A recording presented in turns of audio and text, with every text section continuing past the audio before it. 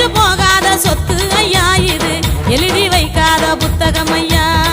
அழிஞ்சு போகாத சொத்து ஐயா இது, எழுதி வைக்காத புத்தகம் ஐயா. முடிஞ்சு போகாத கதை இதையா இப்போ மூச்சு விடாம பாடி வரேன்.